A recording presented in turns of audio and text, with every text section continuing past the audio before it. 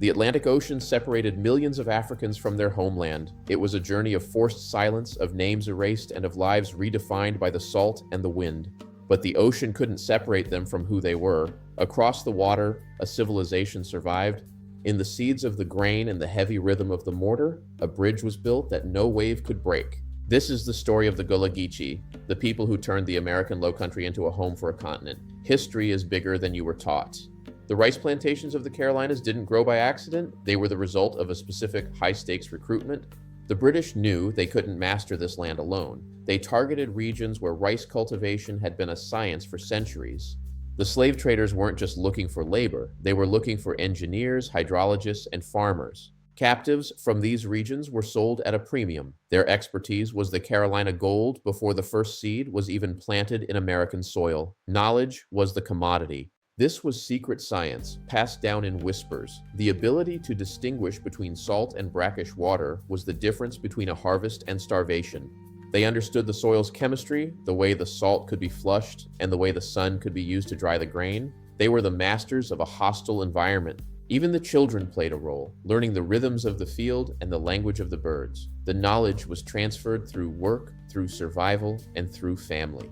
The very swamps that the masters feared became the sanctuary for the enslaved. They knew the land better than the men who claimed to own it. Isolation became a shield. On the sea islands, separated from the mainland by vast marshes and treacherous tides, the Gullah people maintained a world within a world. Their language, Gullah, is the bridge. It is a language built on English words but driven by the grammar, the cadence, and the soul of West and Central Africa. It was more than communication. It was a way to maintain identity in the face of erasure. It was a secret code of heritage spoken in the shadow of the big house. Linguists today trace the syntax directly back to the Niger-Congo family. To speak Gullah was to keep the African continent alive in every sentence, every greeting, every prayer. Under the moss-draped oaks, memory traveled. They told stories of Brer Rabbit and Brer Wolf, animal fables that had their roots in the forest, and savanna stories of the motherland. These weren't just nursery rhymes. They were blueprints for survival, lessons in how the small and the clever could outsmart the powerful and the cruel. Memory was their armor. Some traditions survived almost unchanged. The sweetgrass baskets woven today in Mount Pleasant are identical to the coil weaving found for centuries in the fields of West Africa. This isn't just craft, it's a continuity of presence. It's proof that you can take the person out of Africa, but you cannot take the Africa out of the person.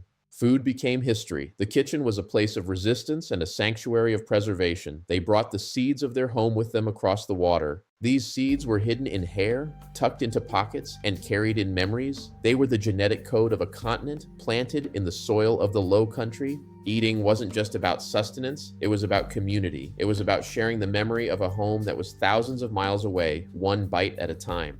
Faith became another bridge. In the hidden corners of the plantations, the Gullah people built praise houses, small, humble sanctuaries for the spirit and the soul. They blended the new faith with old patterns. The ring shout, the circular movement, the call and response, the polyrhythmic clapping was pure Africa in the heart of America.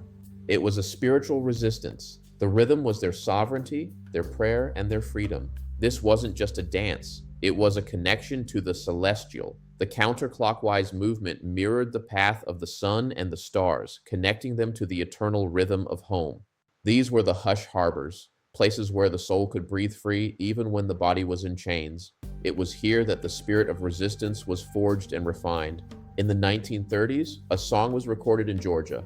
Decades later, it was recognized in a remote village in Sierra Leone, a family song preserved for 200 years. It was a moment of profound recognition. The song was the evidence. It was the living proof that the thread of family had never been truly severed. Learn, research, remember. Sources in the pinned comment.